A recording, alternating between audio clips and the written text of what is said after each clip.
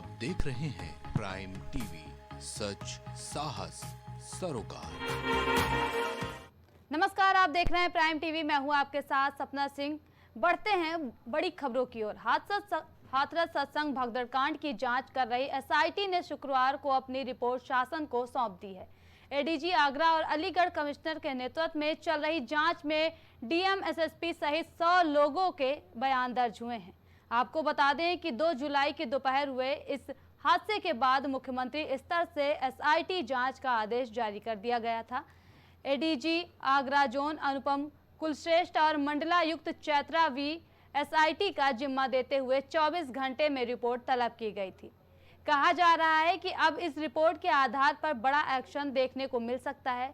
Report में बयानों के आधार पर जिसकी भी लापरवाही मिलेगी उस पर गाज गिरनी तय है।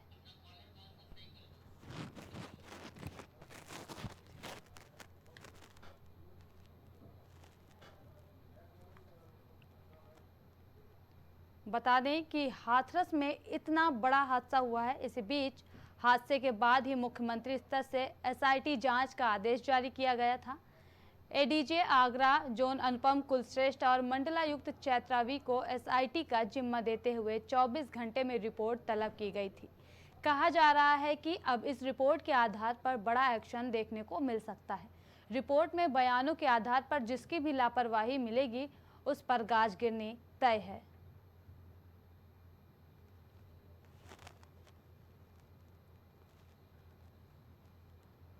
बता दें कि हाथरस हादसे के बाद अब योगी सरकार पूरी तरह से एक्शन मोड में है। बता दें कि मंडलायुक्त ज्यादा जानकारी के लिए हमारे सहयोगी कलीम हमारे साथ लाइव जुड़ चुके हैं। कलीम, एसआईटी ने हाथरस हादसे की जांच रिपोर्ट सौंपी है, क्या अपडेट है? देखिए सपना जी, जिस तरीके से बात की जाए हाथरस मामले में जो एसआईटी की जांच हुई थी और 100 पन्नों की जो अगर बात की जाए जिस तरीके से 15 पन्नों की जांच रिपोर्ट सौंपी गई जिसमें 100 लोगों से ज्यादा के बयान दर्ज किए गए। इस मामले में जो मुख्य जानकारी है उसको जुटाने का फिलहाल पूरी तरीके से प्रयास किया जा रहा है। लेकिन अगर बात की जाए जिस तरीके से एसआईटी ने अपनी जांच रिपोर्ट जो सौंपी है उसमें जो सूत्रों के हवाले से जानकारी मिल रही है उसमें साफ तौर से ये बताया गया है कि इस घटना के पीछे एक राजनीतिक जो साजिश है उसका भी जिक्र किया गया है। इसके साथ ही जो अगर माफियाओं की बात की जाए कई माफियाओं का भी इसमें जिक्र किया गया है। इसके साथ ही जो साफ तौर से ये जरूर कहा जा रहा है सूत्रों के हवाले से कि जो जांच रिपोर्ट गई है उसमें बाबा के जो आश्रम की बात की जाए, आश्रम में कई ऐसे माफिया भी पहुंचते थे जिनसे लगातार इस मामले में उनकी सांठगांठ भी रहती थी। और राजनीतिक दल की अगर बात की जाए तो राजनीतिक दलों के भी कई नाम इसमें शामिल किए गए हैं। लेकिन अभी उन नामों का जिस तरीके से खुलासा नहीं हुआ है और खुलासा जब तक होगा तो उस तक आखिर कार्रवाई क्या होगी। फिलहाल अगर गाज गिरने की बात इस मामले में की जाए तो गाज आखिर इस मामले में किस पर गिरेगी ये जो समय है वो तय करेगा। फिलहाल जो डीएम की बात की जाए, कप्तान की बात की जाए, इन सभी लोगों की जो लापरवाहियां आई हैं उन लापरवाहियों को भी उसमें कहीं ना कहीं उजागर किया गया है। जिन पुलिसकर्मियों की वहां पर ड्यूटी लगाने की अगर बात की जाए जी कलीम, एसआईटी की ये रिपोर्ट बुधवार को ही आनी थी लेकिन ये रिपोर्ट अब आई है, इस यानी कि आज आई है। इसकी क्या वजह है? इस पूरे हादसे में किसकी लापरवाही सामने आई है? कलीम, पूरी रिपोर्ट तो देखने की बात कही गई थी। तो वो रिपोर्ट सौंपने की अगर बात की जाए तो सुबह की अगर बात की जाए तो डीजीपी प्रशांत कुमार की या फिर मुख्य सचिव दोनों लोगों के द्वारा ये रिपोर्ट सरकार को फिलहाल सौंपी गई है। और सौंपने के बाद से ही इस मामले में कहीं ना कहीं जो कार्रवाई की बात की जाए वो तेज हो चुकी है। न्याय आयोग की अगर बात करें तो वो भी अपनी जांच अभी कर रहा है क्योंकि उसको भी 2 माह के अंदर एक जो एग्जैक्ट रिपोर्ट है वो सौंपनी है। और इस मामले को लेकर के जो सिविल लिटिगेशन की बात की जाए कहीं ना कहीं जो सिविल लिटिगेशन करने की जो बात आ रही है वो भी इस मामले में दोहराया जा सकता है। जो अराजकता तत्वों की बात की जाए तो उन पर भी कहीं ना कहीं जो निगाह बनाने के बाद वो भी तेज की गई है। जी कलीम, जादुई पानी भर से भक्तों के दुख हर लेने वाले बाबा जो दावा करते थे आखिर कहां है? अभी तक उनकी लोकेशन क्यों नहीं पता चली और उनके खिलाफ कोई सख्त कार्रवाई क्यों नहीं की गई?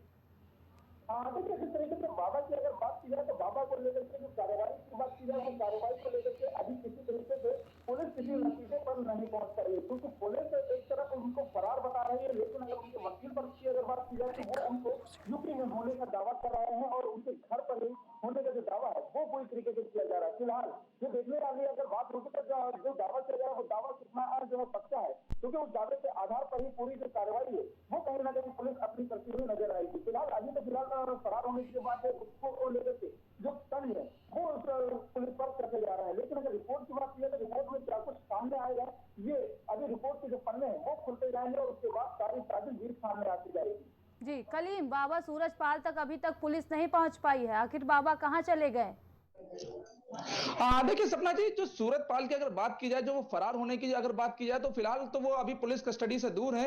6 लोगों की गिरफ्तारी की जा चुकी है। मुख्य जो संयोजक की बात की जाए वो भी पुलिस कस्टडी से दूर है, क्योंकि एफआईआर दर्ज हो चुकी है, जांच शुरू हो चुकी है। एसआईटी की टीम अपनी जांच कर रही है, न्याय आयोग अपनी जांच कर रही है, क्योंकि जो जांच है, जांच के दायरे में जो लोग आ रहे हैं उनसे भी पूछताछ हो रही है, क्योंकि 100 लोगों के अभी तक जो बयान दर्ज किए गए हैं, उन बयानों के आधार पर फिलहाल ये रिपोर्ट अभी सरकार तक पहुंची है। लेकिन उस रिपोर्ट के आधार पर अभी जो गाज गिरने की बात की जाए, कार्रवाई की बात की जाए, उसकी जद में कौन कौन आएंगे, ये अभी अहम मुद्दा बना हुआ है। क्योंकि लापरवाही जो रही, उस लापरवाही में 123 लोगों की जो जान गई, वो उस जान का आखिर जिम्मेदार कौन है, इसका अभी खुलासा होना बाकी है। जी कलीम, ज्यादा जानकारी के लिए आपका बहुत बहुत धन्यवाद।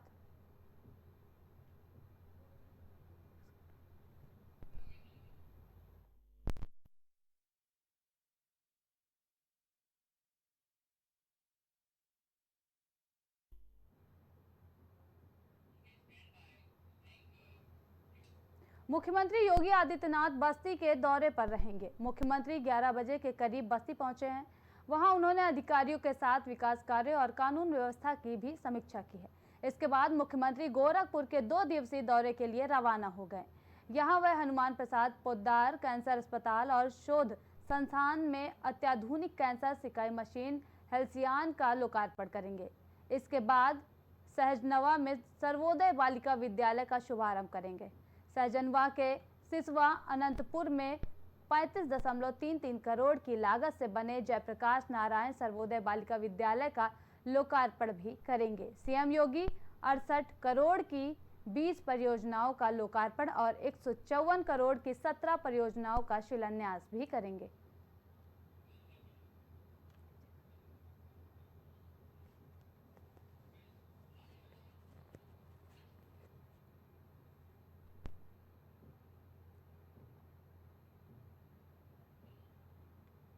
मुख्यमंत्री योगी आदित्यनाथ बस्ती के दौरे पर रहे। मुख्यमंत्री 11 बजे के करीब बस्ती पहुंचे। वहां उन्होंने अधिकारियों के साथ विकास कार्य और कानून व्यवस्था की भी समीक्षा की। इसके बाद मुख्यमंत्री गोरखपुर के 2 दिवसीय दौरे के लिए रवाना हो गए। यहां वह हनुमान प्रसाद पोद्दार कैंसर अस्पताल और शोध संस्थान में अत्याधुनिक कैंसर सिकाई मशीन हेल्सियान का लोकार्पण करेंगे। इसके बाद सहजनवा में सर्वोदय बालिका विद्यालय का शुभारंभ करेंगे। सहजनवा के सिसवा अनंतपुर में 35.33 करोड़ की लागत से बने जयप्रकाश नारायण सर्वोदय बालिका विद्यालय का लोकार्पण करेंगे। सीएम योगी 68 करोड़ 20 परियोजनाओं का लोकार्पण और 154 करोड़ की 17 परियोजनाओं का शिलान्यास भी करेंगे।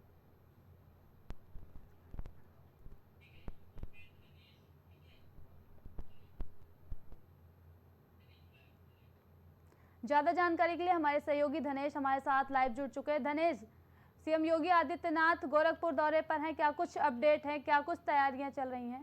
जी बिल्कुल, सीएम योगी आदित्यनाथ जो है बस्ती जिले का विस्तार करके बैठक करने सभी अधिकारी का बैठक करने के बाद गोरखपुर अभी उनका थोड़ी देर पहले गोरखपुर आगमन हुआ है। सीएम योगी आदित्यनाथ जगह कंपाउंड के पास अन्नपूर्णा हॉस्पिटल का उद्घाटन समारोह लगभग उसके बाद सेंटर स्थान अत्याधुनिक कैंसर सिकाई इंडिया का लोकार्पण करेंगे। उसके बाद लोगों को फायदा में संबोधित करेंगे। जी धनेश, कितने हजार करोड़ की परियोजनाओं का लोकार्पण करेंगे सीएम योगी आदित्यनाथ? जी, सीएम योगी आदित्यनाथ जो संगमा के हल्दी में 23.2 करोड़ रुपए की लागत से बने राष्ट्रीय का उद्घाटन करेंगे। इस कार्यक्रम के बाद संगमा में सर्वोदय बालिका विद्यालय का शुभारंभ करेंगे। सीएम संगमा अनंतपुर में 35.33 करोड़ की लागत से बने जयप्रकाश नारायण सर्वोदय बालिका विद्यालय का शुभारंभ करेंगे। इस दौरान करीब 134 करोड़ की विकास योजनाएं 5 भ्रष्टाचार का लोकार्पण भी करेंगे। सीएम लोगों को संबोधित करेंगे। सीएम योगी विकास योजनाओं का लोकार्पण और प्रयास कलेक्टर और राजपुर नगर का धनेश, ये जो सर्वोदय विद्यालय का लोकार्पण योगी आदित्यनाथ करेंगे, इससे बालिकाओं को क्या सुविधाएं मिलेंगी? परिस्थिति जो कॉलेज बन रहा है, देखा जाए तो देखो बचाओ देखो पढ़ाओ विकास करते हैं, ये जो नारा है बीजेपी का, तो लगभग सभी जैसा है। बालिकाओं के लिए लगी सुरक्षा को लेकर इसके पढ़ाई को लेकर लगातार इसको आगे बढ़ाने के लिए लगातार सरकार जो है इसको प्रोत्साहन कर रही है, उसको पढ़ाई को लिखाई को चाहे किसी भी क्षेत्र में बालिकाओं को लगातार जगह के लिए चाहे सरकार को लेकर दिया जाए, इनको पढ़ाई को लेकर लिखा जाए, तो कहीं न कहीं बालिकाओं की जो उनको एक लगता है बालिकाओं की हमारी सब जो है भेदभाव होता है, तो कहीं न कहीं। जी धनेश, ज्यादा जानकारी के लिए आपका बहुत बहुत धन्यवाद। हाथरस सत्संग भगदड़ में 123 लोगों की जान चली गई है, जिसके बाद कांग्रेस सांसद राहुल गांधी पीड़ित परिवारों से मिलने के लिए अलीगढ़ के पिलखाना में पहुंचे और पिलखाना पीड़ित परिवार के लोगों से मिलकर राहुल गांधी ने सांत्वना दी। इस दौरान सुरक्षा के कड़े इंतजाम भी किए गए थे और चप्पे चप्पे पर पुलिस फोर्स तैनात थी। बता दें कि पिलखाना इलाके से छोटे लाल की पत्नी मंजू और बेटे पंकज के साथ ही गाँव की 2 महिलाएं प्रेमवती और शांति देवी की मौत हो गई थी। यहां से राहुल गांधी हाथरस के नवीपुर खुर्द विभव नगर स्थित ग्रीन पार्क पहुंचे, जहां ओमवती, मुन्नी देवी और आशा देवी के परिवार से मिले, जिसके बाद राहुल गांधी दिल्ली के लिए रवाना हो गए।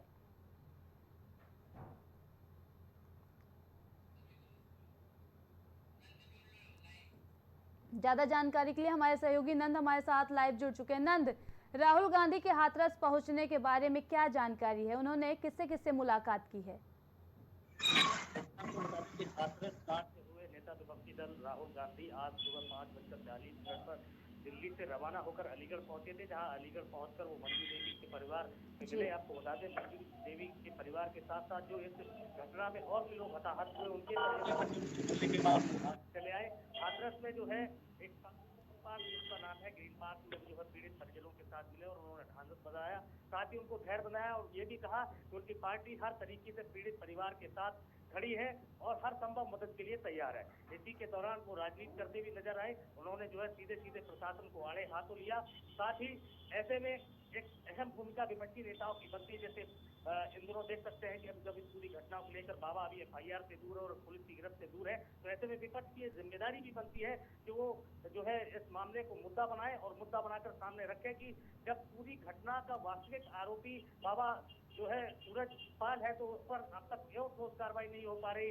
हालांकि उसके जो सेवादार हैं उनकी तरफ जो है प्रशासन की क्यों निगाहें, उनके विरुद्ध ही क्यों FIR दर्ज हुई, क्योंकि जब पूरा कार्यक्रम भोले बाबा को लेकर तय था, लाखों की भीड़ इकट्ठी थी, भगदड़ में जो है 123 लोगों को जान गंवानी पड़ी, तो निश्चित ही ऐसे में अभी तक जो FIR से बाबा की जो दूरी है वो कहीं न कहीं सवालिया निशान उठा रही है। जी नंद, आखिर बाबा कहाँ चले गए? अभी तक इसका खुलासा नहीं हुआ, ना ही बाबा की लोकेशन अभी तक पता चल पा रही है।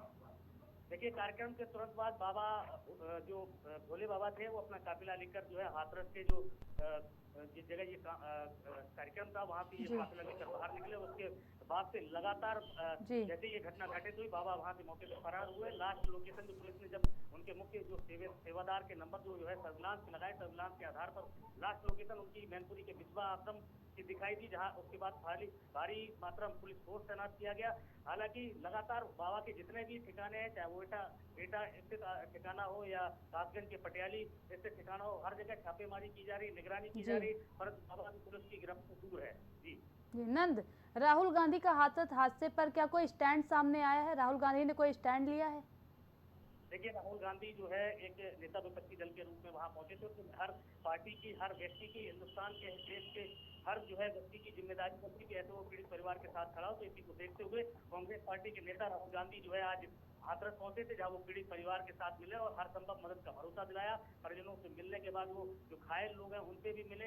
अपनी पार्टी की तरफ से जो है उन्होंने पूरा भरोसा दिलाया कि पार्टी के लोग उनके साथ खड़े हैं, हर तरीके से उनकी मदद के लिए पार्टी और वो उनके नेता सभी लोग खड़े हैं। साथ ही उन्होंने कहा कि जो मुआवजे की बात है, मुआवजे की रकम की बात को लेकर उन्होंने कहा कि पीड़ित परिवारों को मुआवजे की रकम में मिलने में कोई तकलीफ नहीं होनी चाहिए। इस तरीके का स्टैंड उन्होंने जो है राजनीतिक तरीके से सामने रखा है। जी नंद, जब भी ऐसे हादसे होते हैं सियासत तेज हो जाती है, तो क्या राहुल गांधी के आने से सियासत तेज हुई है हाथरस में? देखिए, सियासत तो लगातार पहले दिन से ही हो रही है, क्योंकि उत्तर प्रदेश के जो मुखिया योगी आदित्यनाथ ने उन्होंने भी इस बात को कहा कि इतने बड़े हादसे पर राजनीति नहीं होनी चाहिए, मगर राजनीतिक दल है वो किसी भी तरीके से चूक नहीं रहे हैं, क्योंकि वो हर बार जो है सरकार को ही निशाना बना रहे हैं। साथ ही ये जो है विपक्षी दलों को ये भी सोचना चाहिए कि दोस्त प्रशासन के साथ साथ बाबा का भी है, तो अगर बात की जाए तो दोनों पर कार्रवाई की, प्रशासनिक हमले पर भी कार्रवाई हो और बाबा के लोग जो भी आयोजक मंडल है, उनके जो सेवादार हैं, किस तरह भगदड़ हुई, जांच में आने के बाद जो भी लोग उनके खिलाफ कार्रवाई होनी चाहिए, इस तरीके की बातें अगर राजनीतिक तरीके से की जाए तो वो ज्यादा अच्छी लगती है। लेकिन केवल ऐसे हादसों पर अगर राजनीति होती है तो निश्चित ही बेहद शर्मनाक है। जी, जानकारी के लिए आपका बहुत बहुत धन्यवाद।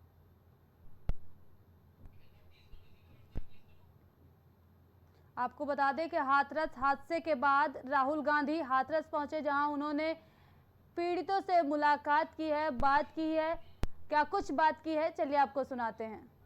राहुल जी आपने बड़ी बात कही है मुआवजे की। राहुल जी आपने बड़ी बात मुआवजे की कही है, 2 लाख की बात उन्होंने कही है, तो मुआवजा निश्चित तौर पे ज्यादा उनको मिलना चाहिए, क्योंकि बहुत गरीब लोग हैं। गरीब लोग हैं, इस समय इनको जरूरत है। लेकिन राहुल जी, मैडम जवाब देने दीजिए। इस समय इनको जरूरत है। अब आपने 6 महीने बाद दिया, 1 साल बाद दिया, डिले किया, तो उससे किसी का फायदा नहीं। राहुल जी किसको जिम्मेदार मानते हैं? एक मिनट बात करने दो। जी भैया, आप मुझसे सवाल पूछते हो, एक बार बोलने दो, मैं जवाब देता हूँ, आप जवाब खत्म नहीं करने देते हो, तो क्या है? जी भैया, तो आपने सवाल पूछा है, तो जिसने सवाल पूछा है उसकी इज्जत कीजिए। तो क्या था सवाल ये था कि मुआवजे की रकम हो, जल्दी से जल्दी देना चाहिए, और जितना दिया जा सकता है दिल खोल कर देना चाहिए। सर, परिवार वालों से आपकी बात हुई, उन्होंने क्या कुछ कहा, किसको दोषी मानते हैं परिवार? एक मिनट रुक जाओ भाई जी। देखिए, परिवार वालों से मेरी पर्सनल बात हुई, उनके परिवार के बारे में जी, उनके बच्चों के बारे में, माता के बारे में, वो कैसे थे, क्या करते थे, तो वैसी बात हुई। उन्होंने कहा कि प्रशासन की कमी है, उन्होंने कहा कि जो अरेंजमेंट वहाँ पुलिस का होना चाहिए था वो नहीं था। बट बहुत दुख में है, शॉक में है, तो ऐसी सिचुएशन में यूपी में मानसून के एंट्री होने के बाद से बारिश का लगातार सिलसिला जारी है और बारिश की वजह से गर्मी से राहत जरूर मिली है, लेकिन उमस ने लोगों को परेशान कर रखा है। मौसम विभाग के मुताबिक बारिश को लेकर मौसम विभाग ने पूर्वानुमान जारी किया है। साथ ही मौसम विभाग के आज पूर्वी यूपी के कुछ जगहों पर भारी बारिश का अलर्ट जारी किया गया है, लेकिन भारी बारिश और अब यूपी पर कहर बनकर बरस रही है। तस्वीरों में आप देख सकते हैं, पहली तस्वीर लखनऊ की है जहां पर जल भरा हो गया है। दूसरी तस्वीर अयोध्या की है, अयोध्या में भी बारिश का कहर जारी है। तीसरी तस्वीर कौशाम्बी की है जहां लगातार बारिश हो रही है और चौथी तस्वीर आप देख रहे हैं प्रयागराज की, प्रयागराज में भी जल भराव है। पांचवी तस्वीर मिर्जापुर की है, मिर्जापुर में भी बारिश हो रही है और छठी तस्वीर गोरखपुर की है जहां बारिश हो रही है और साथ ही जैसे ही बारिश खत्म होती है मौसम बारिश वाला ही बना रहता है।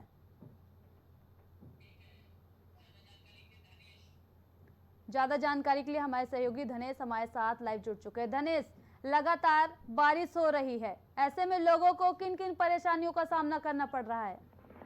बिल्कुल, आपको बता दें कि मौसम विभाग ने पहले जो है अलर्ट कर चुका है कि कहीं कहीं पूरे यूपी में कई जिलों में जो है लगातार बारिश जो है बारिश होगी। बारिश से कई लोगों को दिक्कतें, लगातार जो बारिश हो रही है उससे दिक्कतों का भी सामना पड़ रहा है। राहत तो मिल रही है, सुकून मिल रहा है गर्मी से, लेकिन बारिश जब बंद हो रहा है तो उससे कहीं ना कहीं देखा जाए तो भरी उम्र जो पड़े उससे भी दिक्कतों का सामना करना पड़ रहा है।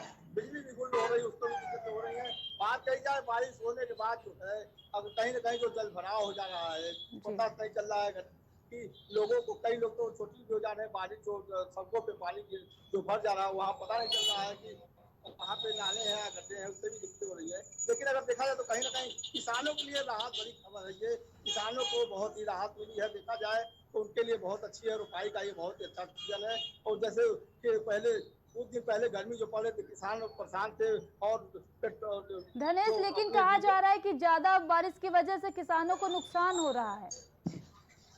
जी बिल्कुल, अगर बात की जाए तो कहीं न कहीं किसानों को नुकसान भी है, लेकिन अभी जो ये बारिश हो रही है यूपी के गोरखपुर में जो बारिश हो रही है उनके लिए अभी तो लगभग ठीक है। अगर लेकिन ज्यादा जब होती है तो कहीं न किसानों के जो धान होते हैं, रोपाई हो गई है, वो सड़ने का भी दिक्कत होता है। पूरे जो है खेत जो उनका जितना जो लागत होगा वो भी जाने का एकदम से शून्य का वो स्थिति हो जाएगी। तो कहीं न कहीं ज्यादा कोई भी चीज नुकसान नहीं होता। तो अगर अभी तो जो बारिश है वो ठीक है। अगर बात की जाए यहाँ पे यूपी के जिलों में, आसपास के जिलों में भी तो घमासान बारिश हो रहा है और उससे दिक्कतों का लगातार लोगों को दिक्कत भी हो रही है, सामना भी करना पड़ा है। जी धनेश, आकाशीय बिजली से कई लोगों की जान गई है, तो ऐसे में मौसम विभाग ने क्या कुछ एहतियात बरतने के आदेश दिए हैं? जी बिल्कुल, अगर बात की जाए आकाशीय बिजली से जो है लोगों को मौसम विभाग ने कहा है कि शाम देर शाम जो है या फिर अगर आकाशीय बिजली या फिर ज्यादा जो बारिश का मौसम होता है तो खेतों में ना जाए, बाहर ना घूमे और मोबाइल फोन का उपयोग ना करें। अगर छतों पर भी है तो मोबाइल फोन का भी उपयोग ना करें, क्योंकि जी मोबाइल को चलाएं जो आकाशीय बिजली है उससे कनेक्ट होता है, उससे भी लोगों को कई लोगों की मौत हुई है। तो लगातार दिखाया गोरखपुर से सभी देवरिया महाजन लगातार कई मौतें हुई। जानवरों को भी लोग बारिश के समय में कह रहे हैं कि मौसम विभाग कहना कि अंदर बांधे। उसी को लेते हुए अगर बारिश को देखा जाए कि शहर में जल जमाव जल भराव ना हो, लगातार नगर निगम ना चौकस है। उसी को लेकर मुख्यमंत्री ने भी आज बैठक की है बस्ती में, निरीक्षण भी कल तटबंधों का करेंगे कि कहीं किसी प्रकार की जल भराव ना हो, जल निकासी की समस्या ना हो, तटबंधों पे कई दिक्कतें ना हो, ग्रामीणों को तटबंध जैसे तटबंध टूट जाते दिक्कतें होती है। सारी चीजों को पहले मुख्यमंत्री ने हिदायत दे चुकी है कि बारिश से पहले स्थितियों को सारी को चुस्त और दुरुस्त कर लिया जाए, जिससे किसी प्रकार की कोई दिक्कतें ना हो। जी धनेश, यूपी में कब तक मानसून रहेगा? क्या आगे भी ऐसी बारिश देखने को मिलेगी? जी देखिए, अभी तो रेड अलर्ट है कई जिलों में यूपी के रेड अलर्ट, भारी बरसात होगी। अगर भारी बरसात होती है, मौसम विभाग जिस तरह से मौसम बदलाव होता है, मौसम विभाग लगातार अलर्ट करती रहती है, उसी के एहतियात लोग चलते रहते हैं। तो अभी कोई ठीक नहीं, लगातार 2-3 दिन का बारिश का अनुमान मौसम विभाग ने बताया। उसके बाद क्या होगा है तो और स्कूलों की भी छुट्टियां कर दी गई है, लगभग 6 तारीख तक स्कूलों की छुट्टियां भी कर दी गई है, जिससे बच्चों को बारिश में भी जाना पड़े और कहीं दिक्कतें ना हो पाएगी। जी धनेश, ज्यादा जानकारी के लिए आपका बहुत बहुत धन्यवाद। ज्यादा जानकारी के लिए हमारे सहयोगी पवन हमारे साथ प्रयागराज से लाइव जुड़ चुके हैं। पवन, लगातार बारिश का सिलसिला जारी है, ऐसे में प्रयागराज में क्या माहौल है? प्रयागराज में जो भीषण गर्मी पड़ी है उसने कई वर्षों का रिकॉर्ड तोड़ दिया है।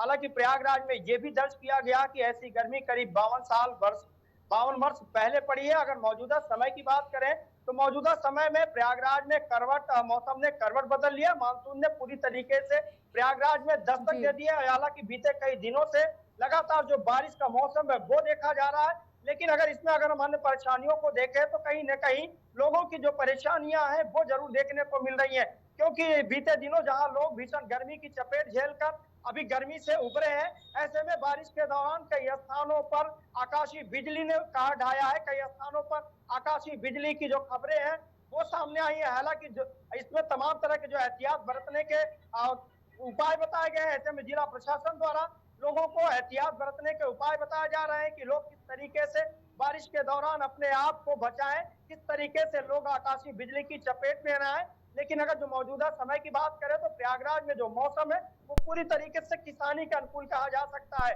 क्योंकि अभी जो मौसम है इसको देखकर किसानों के चेहरे पर कहीं न कहीं जो खुशी की लहर है वो देखी जा रही है, क्योंकि इसी मौसम से धान की रोपाई शुरू होती है और ऐसे में जो किसान है अपनी खेती बाड़ी को लेकर पूरी तरीके से तैयार है।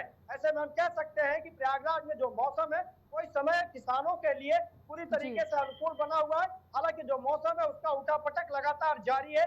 कई स्थानों पर यह देखा जा रहा है कि बारिश होती है, कई स्थानों पर जो है कड़ी धूप देखने को मिल रही है। ऐसे में मौसम का जो बदलाव है वो भी देखा जा रहा है और मौसम का बदलाव कहीं न कहीं लोगों के लिए परेशानियों का कारण बन सकता है, क्योंकि बदलता मौसम लोगों की सेहत से भी खिलवाड़ कर रहा है। तो ऐसे में जो तैयारियां हैं, चाहे स्वास्थ्य विभाग की बात करें चाहे जिला प्रशासन की बात करें, तो कहीं न कहीं जो तैयारियां हैं वो देखने को मिल रही है। बीते कल प्रयागराज में जल शक्ति विभाग के मंत्री उन्होंने बैठक की है। उन्होंने साफ तौर पर आला अधिकारियों को निर्देशित किया कि आने वाले दिनों में बाढ़ की स्थिति से निपटने की तमाम वो तैयारियां की जाए।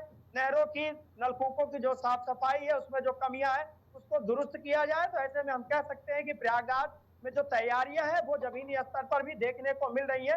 लेकिन जिस तरीके से आकाश से जब आफत बरसती है तो ऐसे में जो लोग हैं कहीं न कहीं उससे परेशान होते हैं, उससे पीड़ित होते हैं। लेकिन मौजूदा समय में प्रयागराज में जो मौसम है वो पूरी तरीके से किसानों के अनुकूल बना हुआ है।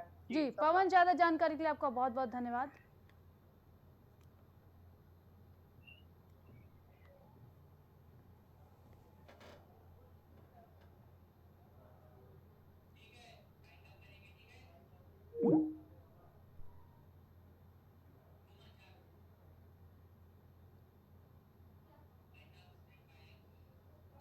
बड़ी खबरों में अभी के लिए इतना ही। देश और दुनिया की तमाम बड़ी खबरों के लिए देखते रहिए प्राइम टीवी। कुछ भाव पुष्प। आप देख रहे हैं प्राइम टीवी, सच साहस सरोकार। महिला एवं प्रसूति रोग विशेषज्ञ लेप्रोस्कोपी सर्जरी जैसे gall bladder, hernia, kidney stone का आधुनिक विधि द्वारा उपचार किया जाता है। अदिति हॉस्पिटल, जहां मिलता है आपको बेहतरीन इलाज अनुभवी डॉक्टर्स के साथ। आपका स्वास्थ्य ही हमारी प्राथमिकता। पता Alapur, Lucknow road, post head office, Barabanki. Phone number 05248297631 8707381354 7912120078। Medico hospital and super speciality centre, जहां होता है स्पेशलिस्ट डॉक्टरों की निगरानी में बेहतर इलाज। संपर्क करें 9455270200। पता नए हाईकोर्ट के सामने, स्माइलगंज, फैजाबाद रोड, लखनऊ। करी भोजपुरी के पहला story telling mobile app यायावरी via Bhojpuri play store से और डूब जाएं दुनिया भर के कहानियन के अद्भुत सागर में आपन भाषा भोजपुरी में। यायावरी वाया भोजपुरी, कथा कहानी आपन बानी। वॉलपेपर की बेहतरीन डिजाइन के साथ इंटीरियर और एक्सटीरियर के कार्यों का बेहतरीन अनुभव। Kesarwani paints and hardware. पता जवाहरलाल नेहरू रोड, निकट पार्वती हॉस्पिटल, प्रयागराज।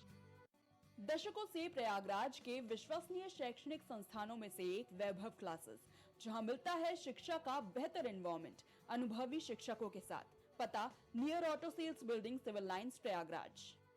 माँ सरस्वती शिक्षण संस्थान मदुरी, राजकीय मान्यता प्राप्त विद्यालय, जहां होता है भविष्य निर्माण। एडमिशन के लिए आज ही संपर्क करें और अपने बच्चों को दिलाएं बेहतर शिक्षा। जिला Kheri, Uttar Pradesh. Cosmo laser dental clinic and dental implant centre, जो देता है आपको वर्ल्ड क्लास की बेहतरीन डेंटल सुविधाएं। पता प्रथम तल, वृंदावन टावर, ऑपोजिट होटल जेके palace, civil lines, Prayagraj, Uttar Pradesh. संपर्क करें 3938822172। गोयल सुपर स्पेशलिटी हॉस्पिटल आपके लिए लेकर आया है world class heart care facilities, जहां होता है हार्ट समेत सभी बीमारियों का बेहतर इलाज। संपर्क करें अयोध्या रोड, चिन्हट, लखनऊ। अब हर किसी के घर में गूंजेगी बच्चों की किलकारियां। निसंतान को भी मिलेगा अब संतान का सुख। जी हाँ, बांझपन से अगर आपको भी चाहिए छुटकारा तो आज ही आइए Saira health care and hijama centre. आपका स्वास्थ्य ही हमारी प्राथमिकता। डॉक्टर निजामुद्दीन कासमी, सेक्स रोग विशेषज्ञ, हर्बल दवाओं के द्वारा गुप्त रोग और बांझपन के सफल उपचार की 100% गारंटी। पता बाराबंकी, उत्तर प्रदेश। बच्चों के उज्जवल भविष्य के लिए चुने आदर्श जनता विद्यालय, गोलाकस्ता रोड, उमरपुर, लखीमपुर खीरी। एडमिशन के लिए आज ही संपर्क करें। एम प्लैनेट डिजिटल वर्ल्ड लेकर आया है इलेक्ट्रिक स्कूटर की दुनिया में नई क्रांति। बेहतर कंफर्ट, आधुनिक सुविधाओं से लैस रोड का नया बादशाह। इलेक्ट्रिक स्कूटी अपनाए, प्रदूषण को कहे बाय बाय। पता professor colony, Kamla Nagar, Agra. MGM hospital and research centre, advance neuro and spine surgery centre. आपका स्वास्थ्य ही हमारी प्राथमिकता। पता Jhalwa, Prayagraj. Sunita home care centre, जहां रखा जाता है पेशेंट से लेकर बच्चों तक का ख्याल। पता मटियारी विधायक चौराहा, Chinhat, Faizabad road, Lucknow. Mobile number 9125179740 9219470312। मस्तिष्क मनोरोग, नस एवं नशा मुक्ति के विशेषज्ञ डॉक्टर राकेश पासवान। पता Sitaram hospital, Darbhanga colony, Lowther road, Prayagraj. Baba Saheb शादी.com, ये पोर्टल वेबसाइट शादी विवाह के रिश्तों के लिए ये बहुत ही भरोसेमंद और बेहतरीन पोर्टल वेबसाइट है। अभी तक बहुत सारे लोगों ने इस पर भरोसा किया है और मनचाहा रिश्ता पाया है। ये पूर्णतः सुरक्षित है। आप आज ही अपना निशुल्क पंजीकरण कराएं और मनचाहा रिश्ता पाएं। गुड़गांव के टॉप ब्यूटी सैलून में से एक about you nails and beauty salon and academy, जहां मिलता है आपको नेल एक्सटेंशन जैसे सभी तरह की कॉस्मेटिक सेवाएं। पता 17 basement Huda market, sector 40, Gurgaon. संपर्क करें 9555299960। हॉलीवुड से लेकर बॉलीवुड तक, एक्टर से लेकर सिंगर तक, फिल्म जगत की हर चटपटी खबरों से आपको कराएंगे रूबरू। तो पहले पर्दे की अंदरूनी बातों पर होगी गॉसिप। देखिए बॉलीवुड मसाला सिर्फ प्राइम टीवी पर। छूट नहीं पाएगी अब यूपी की कोई भी खबर, क्योंकि हर खबर पर होगी हमारी पैनी नजर। सच्ची खबरों पर रहेगा हमारा पूरा फोकस। आपको दिखाएंगे सूबे से जुड़ी हर खबर। देखिए प्राइम उत्तर प्रदेश सिर्फ प्राइम टीवी पर। राजनीति से लेकर खेल के मैदान तक, हॉलीवुड से लेकर बॉलीवुड तक, अंतर्राष्ट्रीय खबरों से लेकर व्यापार तक, ऐसी खबरें जिन पर है हमारी पैनी नजर। पल पल बदलती देश और दुनिया की 100 बड़ी खबरें देखिए हमारे खास कार्यक्रम प्राइम शतक के साथ। सियासी दिग्गजों से जानेंगे राजनीतिक दांवपेच, अफसरशाहों से मिलेगी अंदर की जानकारी, सांसद से लेकर विधायक तक, आईएएस से लेकर आईपीएस तक सबसे होगी बात।